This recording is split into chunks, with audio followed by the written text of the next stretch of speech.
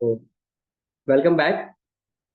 हमने share holders fund हम पढ़ रहे हैं कि बैलेंस शीट में जो इक्विटी एंड लायबिलिटीज में सबसे पहले हेड है शेयर होल्डर्स फंड। उसमें शेयर कैपिटल आता है। उसमें हमने देखा कि शेयर कैपिटल के नाम पे आपने जितना भी पैसा रेज किया है वो आप बैलेंस शीट में शेयर कैपिटल में दिखाओगे। फिर शेयर कैपिटल में आपका इक्विटी शेयर्स है, प्रेफरेंस शेयर्स है, क्या है वो सारा नोट्स अकाउंट में बनेगा। फिर हमने देखा था नोट्स अकाउंट में हम शेयर कैपिटल का जो नोट बनाएंगे उसमें हम बोलते हैं पहले ऑथराइज कैपिटल कितनी है, उसके बाद फिर इशूड कैपिटल कितनी है, then subscribed and fully paid up, subscribed partly paid up, वो सारा चीज हमने देखा था।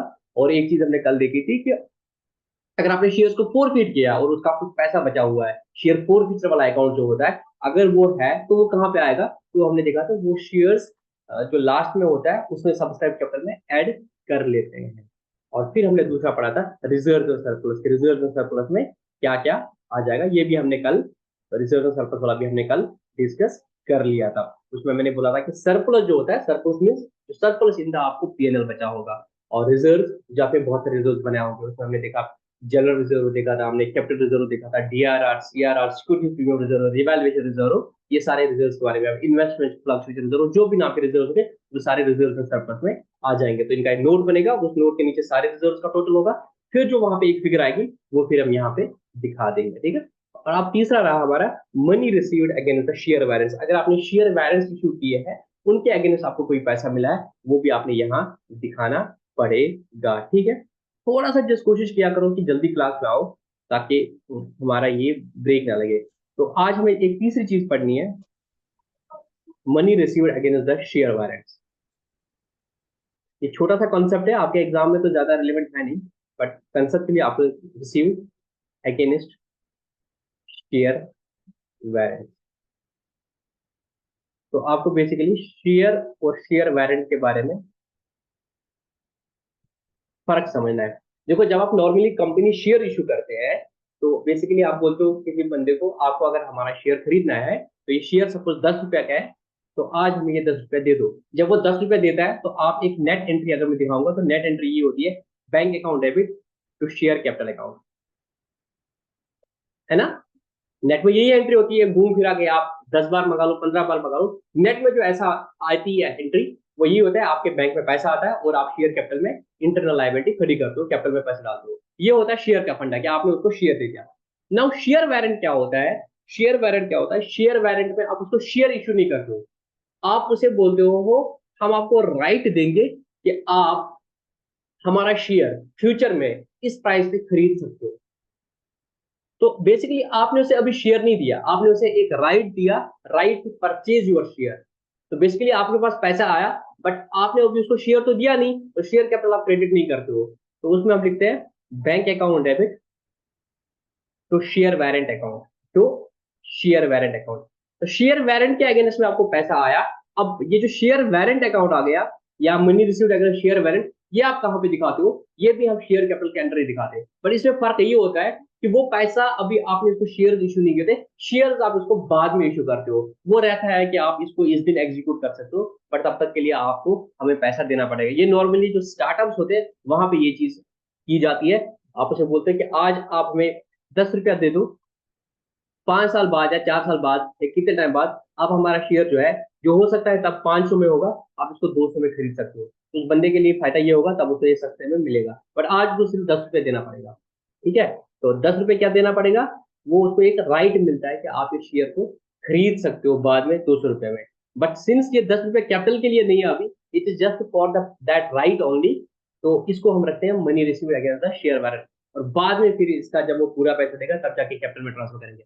But for the time being इसको हमने कहाँ दिखाना है? शेयर कैपिटल के नीचे, रिजर्व सर्विस के नीचे आपने इसे शेयर वारंट के कहते हैं, बिकॉज एट द एंड ये शेयर होल्डर का ही पैसा है होने वाला है, बट अभी उसने शेयर परचेज नहीं किया। समझ आया आपको शेयर वारंट का कंसेप्ट? शेयर में आप डायरेक्टली, सर जब हम शेयर में आप डायरेक्टली शेयर देते हो, बट शेयर वारंट में आप अभी शेयर नहीं देते हो। आप एक एग्रीमेंट साइन करते हो कि फ्यूचर में आप हमारा शेयर इस प्राइस पे खरीद सकते हो। अभी बस वो एक टोकन मनी होता है उसकी तरफ से, अभी आप उसको कोई शेयर इशू नहीं करते हो, तभी हम शेयर कैपिटल क्रेडिट नहीं करते। बताओ कुछ बोलने वाले थे। सर फिर हम ये क्यों लेते हैं? हमें उस टाइम फिर मनी की नीड होती है इसलिए।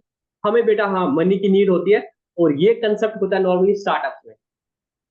जो स्टार्टअप्स होते हैं उसमें क्या होता है, मतलब मैं इसको ऐसे समझा हूं कि स्टार्टअप का कंसेप्ट पता आपको? स्टार्टअप क्या होता है? Have you heard about startups? Business startup जो होता है हाँ, पहले। Business startups. जैसे मैंने हाँ। एक नया आइडिया लाया, मैं सोच रहा कि अब मैं ना ऐसा बिजनेस करता हूँ यार कश्मीर में, कि ये जो लेबर होते हैं ना ये चौक में पड़े होते हैं। तो आपने तो एंटरप्रेन्योरशिप तो पढ़ा है ना, एंटरप्रेन्योरशिप पढ़े हो तो हम्म। उसमें स्टार्टअप का कंसेप्ट है कि नया बिजनेस आप करते हो। जैसे कोई हम्म। एग्जांपल मेरा एक कभी कभी ख्याल होता था कि ये मैं बिजनेस करूंगा कि मैं लेबर्स को देखता हूँ ना कि ये चौक पे बैठे होते हैं, तो मैं इनके लिए एक ऐप रखे, जैसे अर्बन कंपनी है ऐसे कुछ आप यहाँ पे करते हो, वहां उनके लिए एक ऐप बना ले, ताकि कोई बंदा घर से ही उसको बुक कर देगा, तो वो मजदूर को बेचारे को सड़क पे आने की जरूरत नहीं होगी।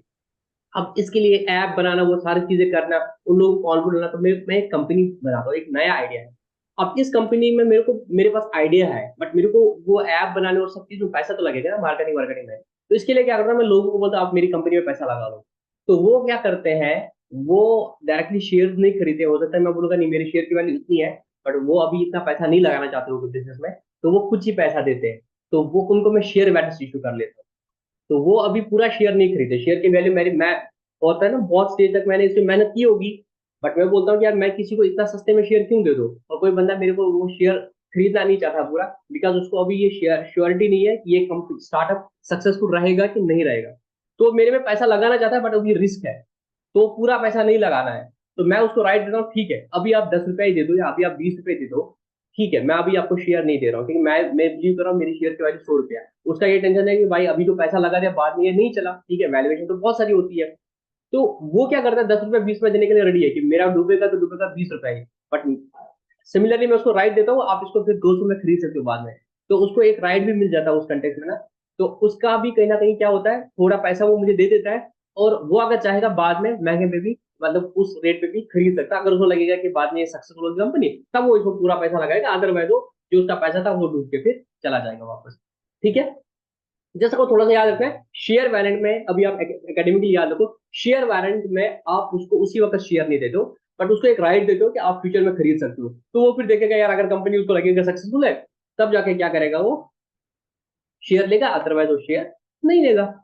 ठीक है, अभी मुझे लगता है मैंने भी इनफैक्ट इसकी जो पूरी अकाउंटिंग है ना वो भी पूरे कैरियर में कभी नहीं पढ़ी है।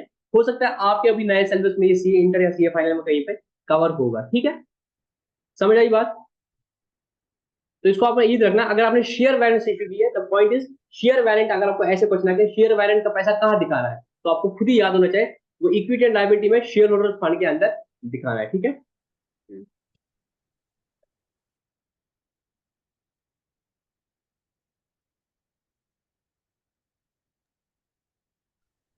ठीक है, ये तीनों समझ आए आपको अच्छे से? जल्दी जल्दी बताओ।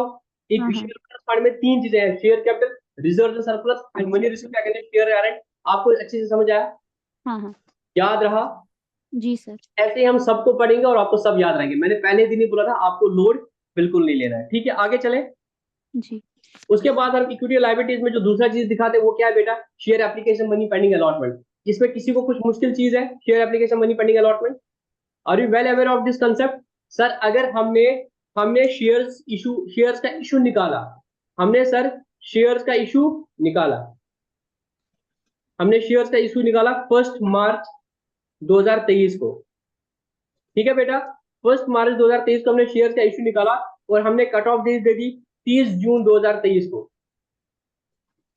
तो मुझे बता बेटा, जब मैं 31 मार्च को बैलेंस शीट बनाऊंगा, तो हो सकता है मेरे पास कुछ 10 लाख रुपया आया होगा अभी, बट अभी हम्म। तो मैंने शेयर्स इशू नहीं किया, because I am waiting till the allotment. तो this is what you have got this money, bank account debit to share application account. So the amount which is lying in the share application account, now the question will arise, balance sheet date आ गई, अभी आपने share को issue नहीं किया, तो इस पैसे को आप कहाँ दिखाओगे? तो इस पैसे को हम दिखाएंगे बैलेंस शीट में अलग हेड में, share application money pending allotment. ठीक है बेटा, गॉट इट नॉट? अगर आपने एप्लीकेशन का पैसा लिया है और अभी शेयर्स अलॉट नहीं किए हैं, और बीच में बैलेंस शीट का डेट आया, तो इस पैसे को कहाँ दिखाओगे? बात आएगी ना कि भाई ट्रायल बैलेंस में पैसा दिखा रहा है शेयर एप्लीकेशन नाम पे, कहाँ दिखाओगे इसको? एसेट में दिखाओ, एसेट में तो है नहीं, क्रेडिट बैलेंस है, इनकम लोगे, लाइबिलिटी लोगे कि कैपिटल लोगे? सर ना ये अभी लाइबिलिटी है क्योंकि अभी पता नहीं है वापस देना है, ना ये अभी कैपिटल है पूरा क्योंकि अभी पता नहीं है कि इशू शेयर्स करना नहीं करना है, तो इसको हम अलग से रखेंगे बीच में, share application money pending allotment. बाद में अगर क्लैरिटी हो जाएगी कि शेयर इशू करने हैं, तो एंट्री हो जाएगी शेयर एप्लीकेशन, शेयर कैपिटल, तो शेयर कैपिटल में जाएगा, और बाद में अगर वापस जाना है तो फिर इसको अब क्लियरिटी आ गई कि वापस करना है, तो फिर ये आपकी लाइबिलिटी होगी, तब ये फिर आपकी करंट लाइबिलिटी में आएगा। अगर ये डिसाइड हो गया कि now this amount needs to be repaid और बैलेंस शीट का डेट आ गया, then at the time it will be shown under current liability, otherwise it would be shown separately under the head equity and liabilities as share application money pending allotment till the date of allotment. Once allotment is done, application share application वो debit to share capital account हो जाएगा। फिर the problem is कि balance sheet अगर आ गई और अभी share application money है, अभी आपने अलॉट नहीं किया शेयर, तो कहां दिखाएंगे, तो अलग हेड दिखाएंगे share application money pending allotment. But अगर डिसाइड हो गया कि भाई अब आपको अलॉट नहीं करना है या ज्यादा एक्सेस सब्सक्रिप्शन हुआ था, तो एक्सेस का जो रिफंड होना है वो पैसा फिर आपकी करंट लायबिलिटी बनेगा। एग्री विद मी और नॉट? सर जो हम रिफंड करते हैं, जो बेटा रिफंड करना है वो फिर आपने, अगर बैलेंस शीट डेट आ गई अभी तक आपने रिफंड नहीं किया है, तो वो पैसा आपको लायबिलिटी दिखाना है ना, अनलेस अदरवाइज का आप उसको कॉल्स के साथ एडजस्ट कर रहे हो। जो पैसा रिफंड करना है मैं उसकी बात कर रहा हूँ। अगर आपने कॉल्स के साथ एडजस्ट करना तो आप वो दिखाओगे कॉल्स इन एडवांस करके, कॉल्स इन एडवांस में अगर आपने अदर करंट लायबिलिटी में दिखा रहे हो, है कि नहीं? मैं वही बोल रहा हूँ कि अगर आपको आप पैसा रिफंड करना है तो वो आपको अदर लायबिलिटीज में दिखाना पड़ेगा। कंफ्यूज हो गए कि आ गया समझ में क्या बोलना चाहता हूँ? सर रिफंड के बदले हम करते थे ना वो एडजस्ट भी अलॉटमेंट पे, उसका भी कोई ट्रीटमेंट है यहाँ डेटा पे? में वही, आप देखो पहले ये सिंपल सी बात याद रखो, स्टेप बाय स्टेप चलते। 30 जून तक मेरे पास 31 मार्च तक मेरे पास 10 लाख रुपए आ गए, तो एंट्री क्या हो जाएगी? Bank bank account account debit. Debit to share application account. Hmm. अब ये शेयर एप्लीकेशन अकाउंट कहाँ दिखाओगे पैसा? तो ऊपर जो हेड बनेगा share application money funding allotment, ठीक है। हम्म। पता चला कि भाई 10 लाख में से आपने 5 लाख 6 लाख की देने हैं, क्योंकि आपका इशू 6 लाख है, कि 4 लाख आपको रिफंड करना है। ठीक। तो ये पैसा जो है वहां पर हमने share application account debit share capital कर दिया। अब ये 4 लाख आपने अभी वापस नहीं कर लिया, तो शेयर एप्लीकेशन में जो एक्सेस 4 लाख बचा है, ये आपकी अब लाइबिलिटी है कि नहीं है? क्योंकि आपको वापस करना हाँ है। जब तक आप हाँ। शेयर एप्लीकेशन अकाउंट बैक नहीं करोगे तब तक तो ये आपकी लाइबिलिटी है। तो उस वक्त इस पैसे को आपने कहाँ दिखाओगे? अदर करंट लाइबिलिटीज में। ये मेरे कहने का मतलब है। ठीक। If share application money pending allotment है तब जाके तो वहां आ जाएगा। बट अगर क्लियर हो गया कि अलॉटमेंट हो गया और ये पैसा आपको बाकी डिफरेंशियल वापस करना है, तो वो अदर करंट लायबिलिटीज में। अब बोलोगे सर अगर इसको एडजस्ट करूंगा, share application debit to calls in advance, तो again calls in advance is your liability, that is also to be shown other other current liabilities. और जब एडजस्ट करोगे तब ठीक बात है, अदरवाइज इट्स योर लायबिलिटी। ठीक है, तो दो चीजें आपको अच्छे से समझ आ गई। हम ऐसे ही पढ़ेंगे बैलेंस शीट को, तो आपको ये अब जुबानी याद होना चाहिए। यार मैं भी अगर आंख बंद के करके बोलूँ, सब लोग आंखें बंद करो और रिपीट करो। हम स्टार्ट कर रहे हैं बैलेंस शीट में। पार्ट 1 शेड्यूल 3 का पार्ट 1 में है बैलेंस शीट का फॉर्मेट। इस कंपनी का नाम ये है एज ऑफ दिस है। सबसे पहले इक्विटी एंड लायबिलिटीज, मेरे साथ बताओ। इक्विटी एंड लायबिलिटी के नीचे share holder fund, share holder के नीचे number 1 share capital, number 2 reserve surplus, number 3 money received against the share balance, फिर नंबर 2 शेयर होल्डर फंड के नीचे share application money pending allotment, number three non current liability. और non current liabilities में सबसे पहले क्या आएगा? Long term borrowing. Non current liability में सबसे पहले आएगा लॉन्ग टर्म बोरोइंग। अगर आपने कुछ पैसा बोरो किया है कंपनी ने, भाई वट एवर टर्म, वो आपका आएगा नॉन करंट लाइबिलिटीज में। नॉन करंट लाइबिलिटीज में जो सबसे पहले आएगा नोट, वो आएगा long term borrowings. What is important, देखो नॉन करंट है तो लॉन्ग टर्म तो देखो, अगर शॉर्ट टर्म होगा, शॉर्ट टर्म कहां पे आएगा? करंट में आएगा। लॉजिकली देखो, अगर कोई शॉर्ट टर्म है, शॉर्ट टर्म का मतलब क्या है? 12 महीने से कम, ऑपरेटिंग साइकिल से कम। तो अगर लॉन्ग टर्म है मींस 12 महीने से ज्यादा है, तो 12 महीने से ज्यादा इतना तो आपको पता है नॉन करंट है। अब क्या होना चाहिए? वो नॉन करंट लायबिलिटीज में और भी कुछ चीजें हैं। वो क्या होना चाहिए? बोरोइंग होना चाहिए। आपने बोरो किया होगा। बोरो क्या हो सकता है? सर आपने बैंक से लोन लिया होगा। हाँ डिबेंचर्स। आपका अगर बैंक से टर्म लोन है, जो आपने 20-25 साल के लिए लोन लिया है, जैसे प्लांट एंड मशीनरी के लिए लेते हो, कार के लिए लेते हो, है ना, उस तरह का आपने लोन लिया है, bank loan, long term loan, वो आएगा। आपके डिबेंचर्स हो सकते हैं, बॉन्ड्स और था ये बॉन्ड्स हो सकते हैं, पब्लिक डिपॉजिट। पब्लिक डिपॉजिट्स अगर वो लॉन्ग टर्म होगा, तो जो भी आपकी बोरोइंग होगी वो आपकी आ जाएंगे लॉन्ग टर्म बोरोइंग में। जो आपकी लॉन्ग टर्म बोरोइंग है वो आपकी आएंगी नॉन करंट लायबिलिटी में। समझ आया आपको? जी जी। तो नॉन करंट लायबिलिटीज में लॉन्ग टर्म बोरोइंग में आपका क्या आ जाएगा? नॉर्मली आपके डिबेंचर्स है, आपके बॉन्ड्स है, लोगों से पैसे लिए हुए वो होंगे। ठीक है, अब एक बार जस्ट बुक में आ जाओ। आपकी बुक में इलस्ट्रेशन नंबर 9 है, मैं जस्ट इसको डिस्कस करूंगा।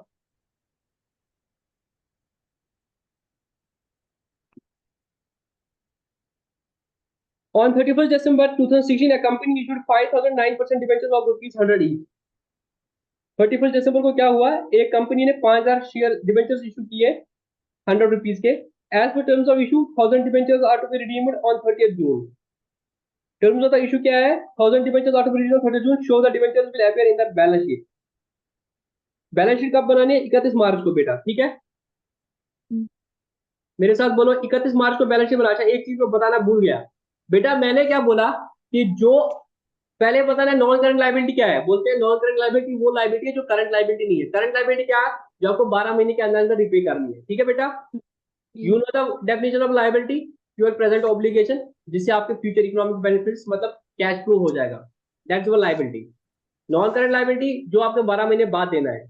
अब मुझे बताओ, अगर डिबेंचर्स मेरे लॉन्ग टर्म बोरोइंग है, तो इनका जो पैसा इसी साल रिडीम होना है वो कहां पे आएगा, नॉन करंट करंट लायबिलिटी में आएगा। ये मैंने ऑलरेडी बेटा शायद रिडेम्पशन वाले चैप्टर में बता दिया था। लाइबिलिटी। जो डिबेंचर्स, अगर मैंने डिबेंचर्स 5 साल के लिए कर दिए, हाँ तो पहले 4 साल में ये क्या आएगा, लॉन्ग टर्म। हाँ, जब और जिस फिफ्थ साल ईयर में पे क्या होगा आएगा, उस ये पर current short short term. Term में आएगा ना, मतलब ये हम्म एनसीएल में आएगा और इधर करंट लायबिलिटी में आएगा।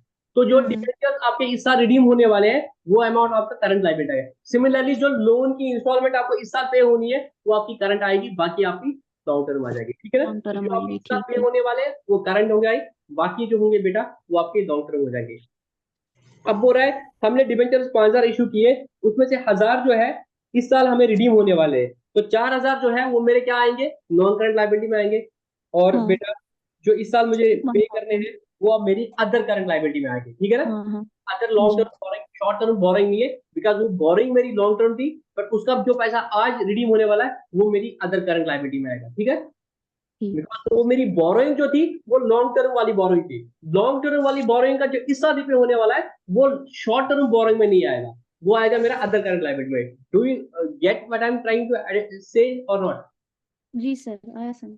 क्या, एक इंपॉर्टेंट याद रखना है, जो लॉन्ग टर्म बोरोइंग है, जो आपने लोन जो लिया है, बोरोइंग जो लिया है 1 साल से ज्यादा के लिए, बट उसका वो अमाउंट जो इस साल रिपे होना है, वो आपका आएगा करंट लायबिलिटी, और करंट लाइबिलिटी। लायबिलिटी में अदर करंट लायबिलिटी में आएगा, शॉर्ट टर्म बोरोइंग में नहीं आएगा, बिकॉज उसका नेचर लॉन्ग टर्म बोरोइंग था।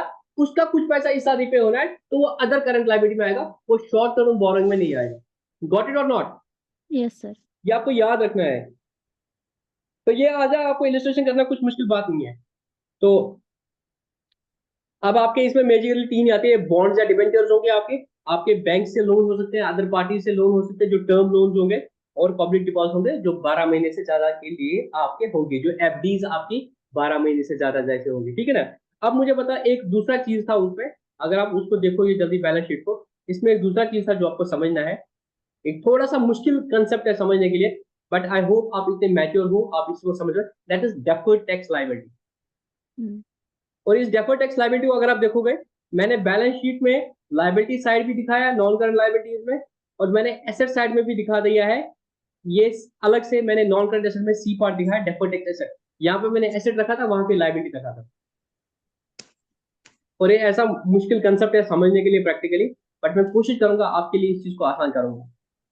डेफर्ड, ये दोनों चीजें मैं साथ में लिखूंगा, tax asset, deferred tax liability. आप में से किसी को पता है इसके बारे में कुछ, मुन्ना बेटा आपने तो पढ़ा है फाइनेंशियल स्टेटमेंट, सर पढ़ा नहीं, पढ़ रहे हैं। तो ये हुआ एस्पार। हाँ, क्योंकि हमें बहुत सारी गेस्ट छुट्टी आती है ना बीच में। पहले प्राइवेट स्कूल में नहीं होती थी इतनी छुट्टियां ना, ना ना, अब होते ना आर्टिकल ये। बदल का गान ना। हम्म। अच्छा, कोई ट्राई करना चाहता होगा डेफर्ड टैक्स एसेट क्या है, कुछ भी रैंडम गेसेस।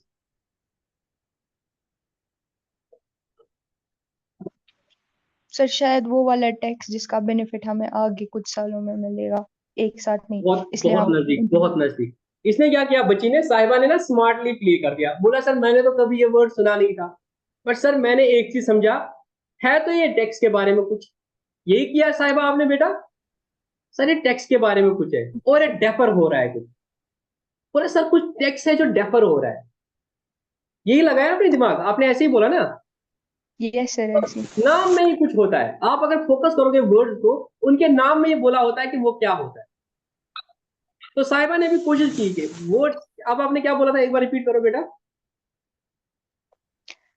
सर वो वाला टैक्स हाँ, जो हम एक साथ पे करते हैं, लेकिन हम उसको फाइनेंशियल स्टेटमेंट में एक ही साल का खर्चा नहीं दिखाते, आगे आगे हम पे करेंगे, इसलिए हम वो उसको इंटरवल्स में दिखाते हैं।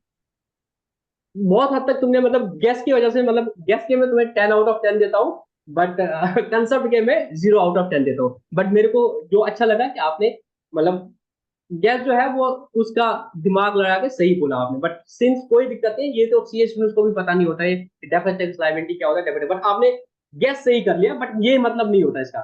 थोड़ा हद तक मतलब ठीक ही बोल रहे हो। अब मैं आपको बताता हूँ इसका मतलब क्या होता है डेफिनेट टैक्स एसेट या लायबिलिटी। पहले देखो क्या चीजें होती है। आप अभी इंशाल्लाह जब आप आगे जाओगे, आप एक सब्जेक्ट पढ़ोगे जिसका नाम है टैक्स। क्या होता है टैक्स? टैक्स का एक पूरा सब्जेक्ट है, और एक सब्जेक्ट है आपका अकाउंट। कंपनी जो है, आपने एक चीज पहले पढ़ी, company is a person in the eyes of law, है कि नहीं? जी। कंपनी एक पर्सन है। तो कंपनी क्या करती है, अपनी बुक्स ऑफ अकाउंट बनाती है एज पर कंपनीज एक्ट। हम्म। कंपनी जब कंपनी एक्ट के हिसाब से इसने इसको फॉर्मेट दे दिया, बैलेंस शीट दे दिया, पीएनएल दे दिया, अकाउंटिंग अकाउंटिंग स्टेटस दे दिया एस 133 के हिसाब से, तो उसके हिसाब से ये प्रॉफिट बनाएगा, प्रॉफिट लॉस बनाएगा, ठीक है ना?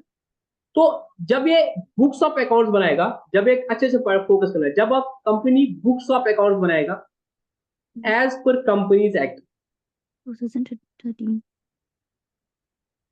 तो ये सेल्स में से ये लेस करेगा, मतलब खर्चे लेस करेगा, जो मैं आपको कल थोड़ा फॉर्मेट का, इस तरीके से इसको कुछ नेट प्रॉफिट आएगा। क्या आएगा? Net profit. Net profit. तो इसको हम बोलते हैं अकाउंटिंग इनकम। क्या बोलते हैं? Net accounting accounting income. Income. या आप तो बोलते हैं net profit as per books of account.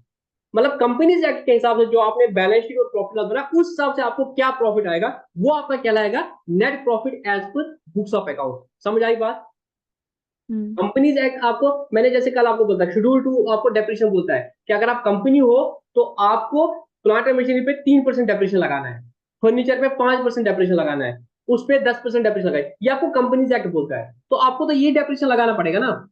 Companies आपको बोलता है कि ये एएस फॉलो करने हैं, वो एएस के हिसाब से इनकम ये लेना है, ये नहीं लेना है, तो आप उनको फॉलो करके बुक्स ऑफ अकाउंट बनाओगे ना, बिकॉज कंपनीज एक्ट आपका गवर्निंग एक्ट है, वो बोलता है आपको बुक्स ऑफ अकाउंट ऐसे बनाने, आपने बना दिए। हम्म।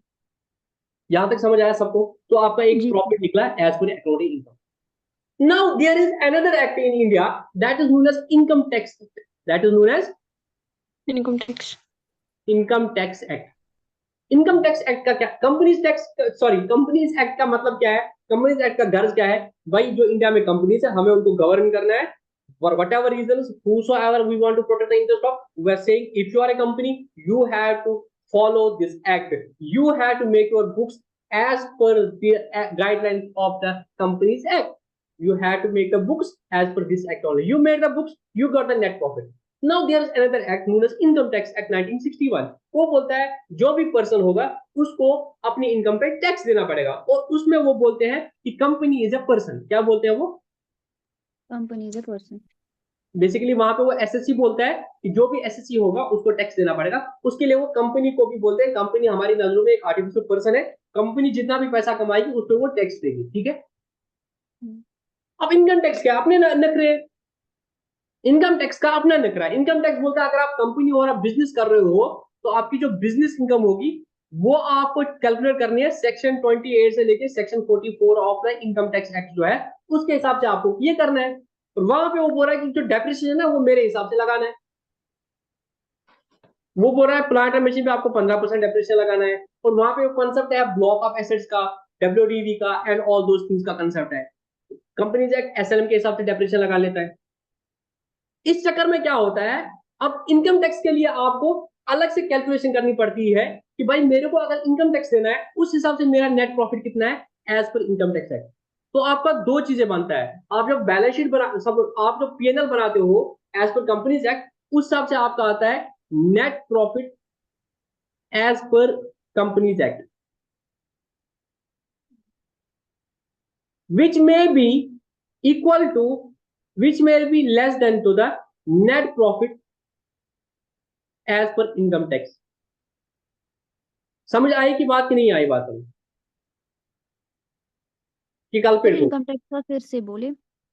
इनकम टैक्स एक्ट आपको बोलता है कि भाई हम लोग देखेंगे, भाई हमें टैक्स चाहिए, हम्म, इनकम टैक्स एक्ट के हिसाब से उनको टैक्स चाहिए सरकार को। वो बोलेंगे कि अब आपका कितना प्रॉफिट माना जाएगा, वो इनकम टैक्स एक्ट बोलेगा। इनकम टैक्स एक्ट बोलेगा कि भाई डेप्रिसिएशन आपको इतना लेना है, बाकी चीजें आपको इतनी लेनी है। आपने प्रिलिमिनरी एक्सपेंस को एक के साथ राइट ऑफ किया है कंपनी एक्ट के हिसाब से, हमने पढ़ा ना प्रिलिमिनरी एक्सपेंस को कंपनी एक्ट क्या बोलता है, आपको पहले ही साथ राइट ऑफ करनी है।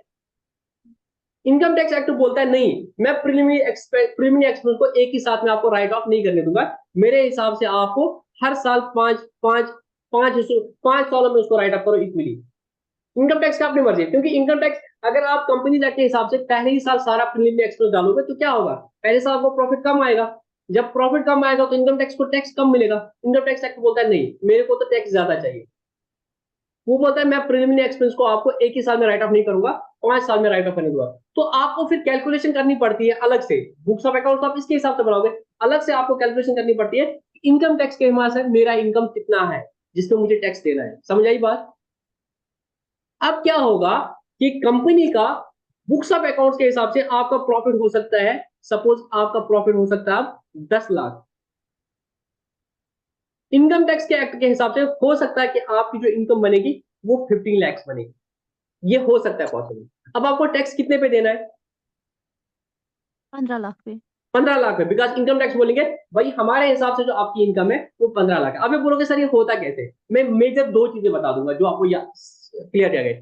Income tax books of accounts क्या बोलता है कि आपको जो डेप्रिसिएशन लेना है प्लांट एंड मशीनरी पे वो 3% लेना है सपोज, इससे उल्टा हो जाएगा। सपोज इनकम टैक्स एक्ट ये बोलता है किसी चीज पे आपको डेप्रिसिएशन लेना है 50%, सपोज लैपटॉप पे ये बोला 50%, ठीक है।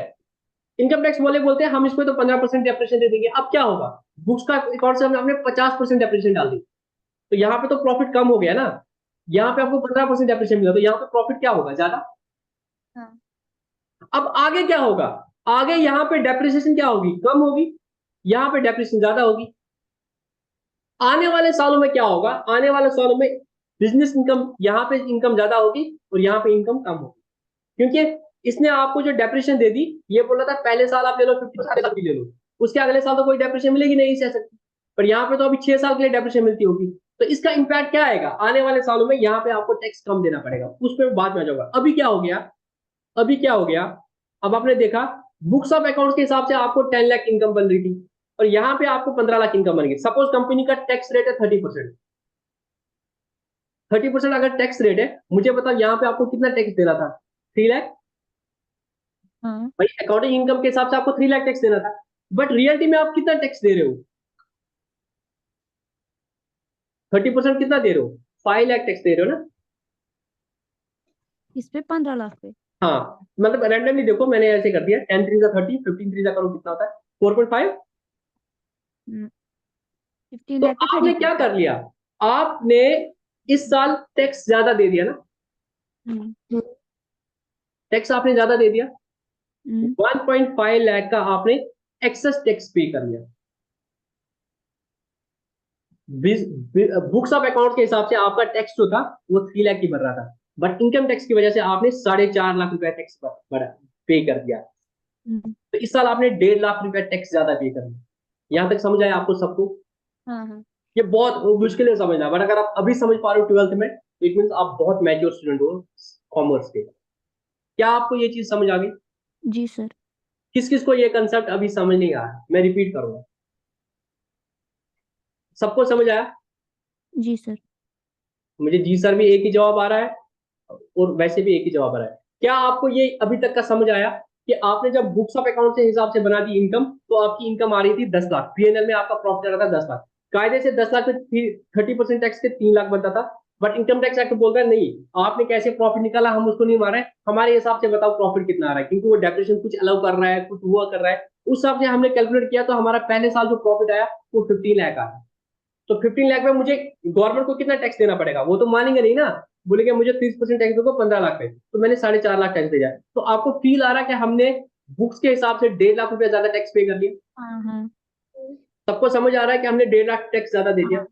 तो अब क्या होगा, आने वाले टाइम पे क्या होगा, आने वाले टाइम पे पता है क्या होगा, देखो अब अगले साल क्या होगा, मैं आपको दिखाऊंगा 5 साल, क्या दिखाऊंगा, 5 साल, आपको सब समझ आएगा। Y1, Y2, Y3, Y4, Y5। ये मैं एक ऐसा कंसेप्ट बता दो ना, जो आपको देख लेना, अभी आप पढ़ोगे 12th, आपको ये जिक्र ही नहीं किया जाएगा। ये अकाउंटिंग इनकम थी, ये बिजनेस इनकम थी। देखो क्या होगा, अकाउंटिंग इनकम मेरी थी यहाँ पे 10 लाख, ये 15 आ गई, ठीक है ना। अब आगे क्या होगा, क्योंकि यहाँ पे मुझे क्या हो गया, सपोज अगेन मेरे को डेप्रिसिएशन यहाँ पे कम होगा, यहाँ पे 50-50 डेप्रिसिएशन होगी, तो ये 10 लाख होगी, ये 15 लाख होगी। तो इन्होंने क्या किया, यहाँ पे सपोज मुझे वो 5 लाख की डेप्रिसिएशन एक्सेस मिल रही थी, यहाँ पे भी 5 लाख की एक्सेस मिली थी, तो मैंने पूरी डेप्रिसिएशन ले ली। यहाँ पे उन्होंने मुझे वो डेप्रिसिएशन नहीं दे दी पूरी, इन्होंने आधी ही डेप्रिसिएशन मुझे दे दी। अब आने वाले टाइम पे क्या होगा, ये इनकम ज्यादा होगी, बिजनेस इनकम जो है ये वाली, ये ज्यादा होगी। सपोज मैं 4 साल का लूंगा, अब आगे क्या होगा, ये 15 लाख होगा, ये 10 लाख होगा, ये 15 लाख होगा, ये 10 लाख होगा, क्योंकि यहाँ पे मैंने डेप्रिसिएशन सिर्फ 2 साल दे दी, इन्होंने मुझे वो डेप्रिसिएशन 4 साल में दे दी। समझ आई बात, नहीं आ रहा है समझ में? सर, कैसे देंगे 2 साल का 4 साल के लिए? बेटा बिजनेस इनकम एज पर जो इनकम टैक्स है, ये डेप्रिसिएशन के रेट्स अपने बोलता है ना, ये डेप्रिसिएशन के रेट्स अपने बोलता है। इसके सर डेप्रिसिएशन के रेट्स कहाँ आते हैं, कंपनीज एक्ट के डेप्रिसिएशन रेट रूल 2 से आ रहे हैं। सपोज एक प्लांट एंड मशीनरी है और कंपनीज एक्ट में बोला है उसका डेप्रिसिएशन रेट 50% है, ठीक। ये बोल रहे हैं 25% है। हम्म, यहाँ पे जब 50% बोला, तो आपने फर्स्ट ईयर में 50% ले लिया डेप्रिसिएशन, सेकंड ईयर में 50% डेप्रिसिएशन, तो ऐसा पूरा डेप्रिसिएट हो गया। हाँ थर्ड ईयर में आपको कुछ डेप्रिसिएशन नहीं मिलेगा, फोर्थ ईयर में भी आपको कोई डेप्रिसिएशन नहीं मिलेगा, ठीक नहीं मिलेगा ना। ना। सपोज उससे पहले आपका 15 लाख था, जो भी था इनकम, तो आपको वो मिल गया। अब यहाँ पे क्या होगा, यहाँ पे आपको 4 साल मिलेगा ना डेप्रिसिएशन। मैं बोल रहा हूँ हम्म, बाकी इनकम सेम थी, सिर्फ हम्म, डेप्रिसिएशन का फर्क था, बाकी हम्म, इनकम सेम थी। तो यहाँ पे आपको डेप्रिसिएशन 4 साल में मिलेगा, इस साल मिलेगा, इस साल मिलेगा, इस साल मिलेगा, इस साल मिलेगा। तो उस चक्कर में क्या हो गया, यहाँ पे तो फिर प्रॉफिट कम आएगा ना, यहाँ तो कोई नो डेप्रिसिएशन, यहाँ पे डेप्रिसिएशन है ना 25%। बाकी इनकम अगर सेम हो जाएगी तो प्रॉफिट तो यहाँ पे कम दिखेगा ना, हम्म, इनकम टैक्स के हिसाब से कम दिखेगा ना, यहाँ पे भी इनकम टैक्स के हिसाब से कम दिखेगा। अब आने वाले साल में क्या होगा, यहाँ पे आपने एक्सेस टैक्स पे किया, यहाँ पे भी आपने एक्सेस टैक्स पे कर दिया, यहाँ पे आपको कायदे से 4.5 पे करना था, है ना, बुक्स का अकाउंट 4.5 पे करना था, बट आप 3 ही पे करोगे, या आप लेस टैक्स पे करोगे, यहाँ पर आप लेस टैक्स पे करोगे। तो इसका क्रक्स क्या निकला, कि ऐसा होता है कि जब आपकी अकाउंटिंग इनकम और business income as per income tax act में फर्क होगा, इसमें टाइमिंग डिफरेंस होगी। कुछ चीजों को इनकम टैक्स आज एलो कर रहा है, जिनको कंपनीज एक्ट आज एलो नहीं कर रहा है, कल के लिए एलो कर रहा है। जैसे एक एग्जांपल मैंने डेप्रिसिएशन का दे दी, एक आइटम है जिसपे कंपनीज एक्ट के हिसाब से 50% इस साल अलाउ है, 50% अगले साल अलाउ है, बट इनकम टैक्स के हिसाब से इस साल 25%, अगले साल 25%, अगले साल 25%, अगले साल 25%। बाकी सब चीजें अगर कॉमन रहेगी, उसके बगैर भी ऐसा हो सकता है कि डेप्रिसिएशन की वजह से इस साल आपको जो है इनकम टैक्स की वजह से आपको टैक्स ज्यादा देना पड़े, एज इन कंटेक्स्ट ऑफ जो आपका एक्चुअल टैक्स भर रहा था as to books of account. But क्योंकि आपको डेप्रिसिएशन कम मिला, तो इस साल आपको टैक्स ज्यादा देना पड़ा। बट ये आपका कंपनसेट कब हो जाएगा, लास्ट ईयर में एक साल आएगा कि वो कंपनसेट हो जाएगा। उस वक्त आपकी अकाउंटिंग इनकम के साथ टैक्स ज्यादा बनता था, बट सिंस आपने पहले ही टैक्स पे कर दिया, वो उसके साथ एडजस्ट हो जाएगा। इसको बोलते हैं हम डेफर्ड टैक्स का कंसेप्ट, कि आप आज या तो ज्यादा दे रहे हो या तक कम दे रहे हो। अब देखो यहाँ पे क्या होगा, यहाँ पे पहले केस में क्या होगा, मेरा टैक्स भर रहा था 3 लाख, मैंने बना दिया 4 लाख 4 तो मैंने टैक्स पे कर लिया ज्यादा, कि मैंने टैक्स कम पे कर लिया, ज्यादा। ज्यादा टैक्स पे कर दिया। इसका मुझे फायदा आगे होगा कि नुकसान होगा, फायदा। फायदा, क्योंकि तीसरे साल में देख रहा हूं, मैं तीसरे साल में मुझे फिर टैक्स कम देना पड़ेगा। तो ये जब मैं ज्यादा टैक्स पे कर रहा हूं आज, तो वो मेरा एसेट रहेगा फ्यूचर के लिए, तो उसको बोलते हैं हम deferred tax asset, deferred tax asset. तो डेफर्ड टैक्स एसेट कब क्रिएट होगा, अगर मेरी अकाउंटिंग इनकम जो है वो लेस देन टैक्सेबल इनकम है। अगर मेरी अकाउंटिंग इनकम जो है टैक्सेबल इनकम से लेस है, उस केस में क्या होगा, मैं इस साल टैक्स ज्यादा पे करूंगा, और ये टैक्स मेरा कंपनसेट होगा आने वाले टाइम में, फ्यूचर में। तो इसके लिए मैं बोलूंगा मेरा क्रिएट हो जाएगा डेफर्ड टैक्स एसेट। इसका उल्टा देखो, अगर मैंने आज मेरी अकाउंटिंग इनकम ज्यादा थी, अगर मेरी अकाउंटिंग इनकम ज्यादा थी as compare to taxable income, उससे इंपैक्ट क्या होगा, इस साल मुझे टैक्स क्या है, कम देना पड़ रहा है। बट कायदे से तो as per books of account मेरे को टैक्स ज्यादा देना पड़ रहा था, तो ये टैक्स अब क्या होगा, आज तो मैं कम दे रहा हूँ, फ्यूचर में ऐसा होगा तो मुझे ज्यादा टैक्स देना पड़ेगा। जब फ्यूचर में मुझे ज्यादा टैक्स देना पड़ेगा तो मैं क्या करूंगा, बुक डेफर्ड टैक्स लायबिलिटी। तो साहिबा बेटा का बहुत हद तक थोड़ा नजदीक तक सब कुछ टैक्सेस जो है डेफर हो रहे हैं। तो बेसिकली अगर मैं आज टैक्स ज्यादा पे कर रहा हूँ तो और इसका फायदा मुझे फ्यूचर में आने वाला होगा, तो ये मेरा डेफर्ड टैक्स एसेट कहलाएगा। और अगर इसका उल्टा हो गया तो मेरा डेफर्ड टैक्स लायबिलिटी क्रिएट होगा। आई होप अभी आपको ये 100% समझ नहीं आएगा, बट डोंट वरी, बिकॉज ये मैं खुद ये कंसेप्ट है सीए इंटर पास करने तक भी नहीं समझा था। उसके बाद जब मेरी सीए इंटर की आर्टिकलशिप थी, आर्टिकलशिप में आपको क्या करना है, कंपनी की खुद बैलेंस शीट बनानी पड़ती है। बैलेंस शीट बनाते बनाते जब अब मुझे खुद बताना था कि भाई इसको डेफर्ड टैक्स एसेट होगा कि लायबिलिटी होगा, वो करना था। तब जाके मैंने दोबारा से एएस को पढ़ा था ठंडे दिल से, फिर सर के पास जाके फिर इस कंसेप्ट को समझा था कि भाई अकाउंटिंग इनकम अगर कम होगी और टैक्सेबल इनकम से ज्यादा होगी तब जाके फिर डेफर्ड टैक्स होगा। तो मुझे पता है कि अभी आपको ये पूरा समझ नहीं आएगा, और थोड़ी मैंने कोशिश कर ली कि थोड़ा तो आपके जहन में जाए। बाकी आप फिर पढ़ोगे फिर बोलोगे सर हर बार डेफर्ड टैक्स क्रिएट नहीं होता है, वो तभी होता है अगर टाइमिंग डिफरेंस, अगर परमानेंट डिफरेंस होगा उस चक्कर में deferred tax asset liability create नहीं करते हैं।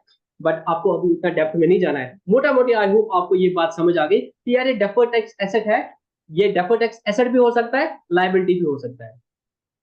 या तो एसेट होगा लायबिलिटी होगा। किसी भी कंपनी में ऐसा नहीं होगा कि अगर एसेट साइड में आ रहा है डेफर्ड टैक्स एसेट करके उसमें लायबिलिटी नहीं होगा, या तो ये एसेट होगा या तो लायबिलिटी। तभी वर्ड होगा नेट।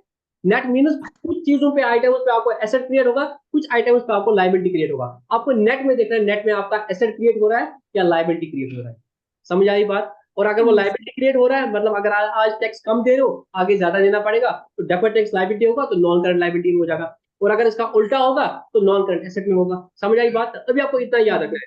तो थोड़ा आपको समझ आया कि ये डेफर्ड टैक्स एसेट, अगर आपको कोई बोलेगा यार डेफर्ड टैक्स एसेट या लायबिलिटी क्या होता है, तो आप में से कोई बता पाएगा थोड़ा सा? अगर थोड़ा सा कोई बोल पाएगा तो मुझे जल्दी बताओ।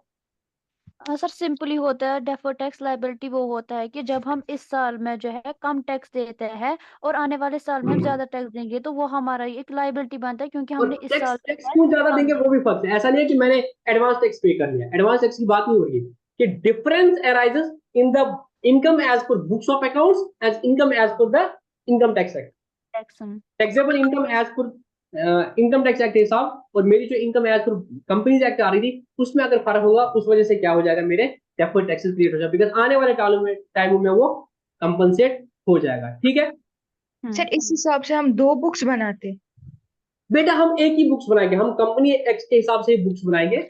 But we do this calculation. अगर आप बोलोगे छोटी कंपनी तो वो एक्सेल में बनाएगी, बट जो बड़ी कंपनीज होती है उनके पास सॉफ्टवेयर होते हैं, वो सॉफ्टवेयर खुद ही बोल देते हैं कि भाई नहीं इसका ऐसे हो जाएगा। ठीक है ना। जैसे मैं सीएफओ में था, हमारे पास सॉफ्टवेयर होते थे, तो उसमें हम मतलब वहां से दिखाते थे। बट आप चाहो तो उसको मैन्युअली भी एक्सेल में कर सकते हो। यू स्टार्ट विद द, इसको हम फिर कैसे करते हैं मैं आपको बता दूं। हम अलग से 2 बुक्स ऑफ अकाउंट नहीं बनाते बेटा। We start what we do exactly, मैं आपको बताऊंगा हम कैसे करते हैं। Since I have done it in the past, मैं आपको जस्ट थोड़ा सा बताता हूँ। व्हाट वी डू बेटा, हम लिखते हैं income as per books of account. अच्छे से फोकस करना बेटा। Income as per books of account. Suppose मेरा 20 लाख है, ठीक है बेटा। अच्छा let me do it, it was 10 lakh ना, आपको बुक्स ऑफ अकाउंट 10 लाख था। इसमें करते हैं हम ऐड इनएडमिसिबल एक्सपेंसेस।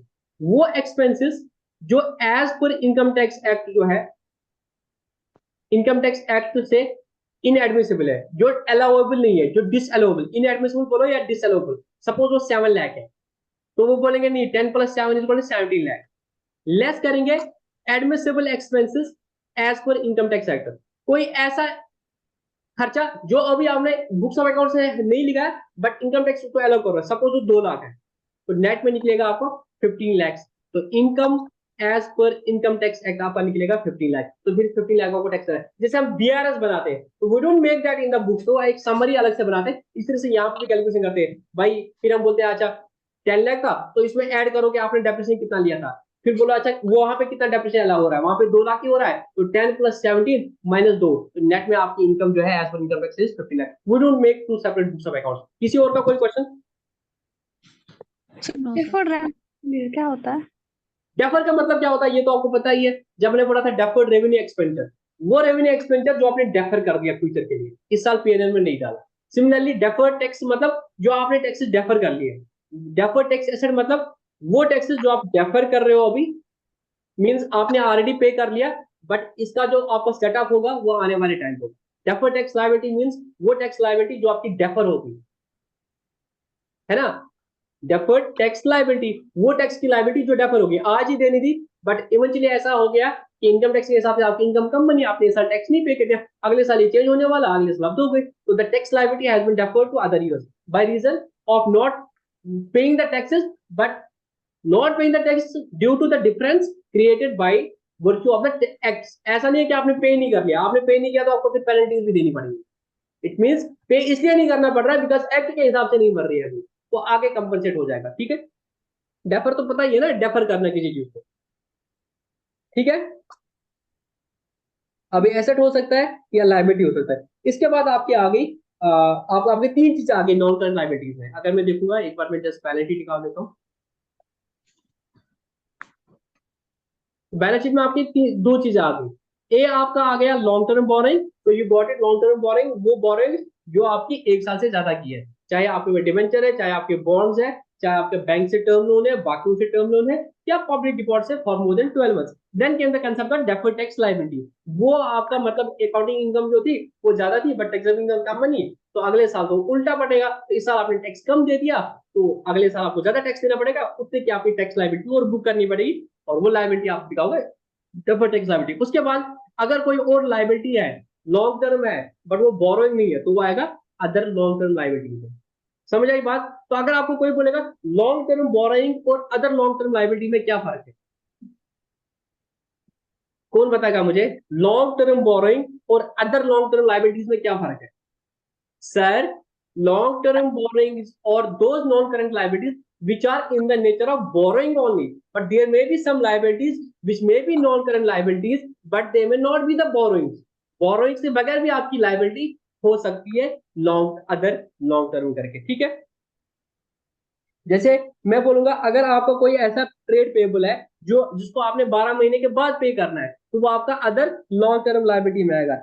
या अगर आपका कुछ और भी है, जैसे आपका रिडेम्पशन पे प्रीमियम होता है, वो आप क्या दिखाते हो, प्रीमियम पेएबल और रिडेम्पशन। अब वो आपको अभी तो नहीं देना है।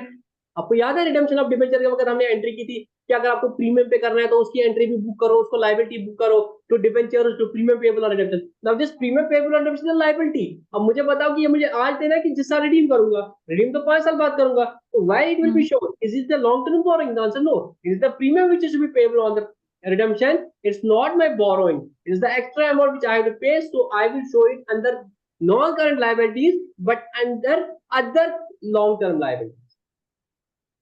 समझ आई बात। जी। Now the last is long term provision. अगर आप कुछ, आपको कंपनी में कुछ प्रोविजन करने पड़ते हैं, हमने पढ़ा था एक कंसेप्ट ऑफ प्रोविजन, आपको कुछ प्रोविजन करने पड़ते हैं। वो प्रोविजन अगर ऐसी चीजें हैं जो इस साल नहीं होने वाले हैं, अगले साल में आपको लॉस होने वाला होगा, या अगले साल में आपको देना पड़ेगा, उसको हम बोलते हैं long term provision. The provision which are kept for more than 1 year. Best example है आपके एम्प्लॉयज है, आपने उन्हें रिटायरमेंट पे ग्रेजुटी देनी पड़ती है। मैं अगर इंडियन ऑयल आज ज्वाइन किया, मैं तो रिटायर होता, अगर मैं जिंदा रहा 2053 में हो जाऊंगा। तो भाई कंपनी को क्या होता है, बहुत सारी कंपनी को ग्रेजुटी देनी पड़ती है एम्प्लॉयज को, तो उसके लिए तो हर साल वो प्रोविजन करना पड़ेगा ना उनको।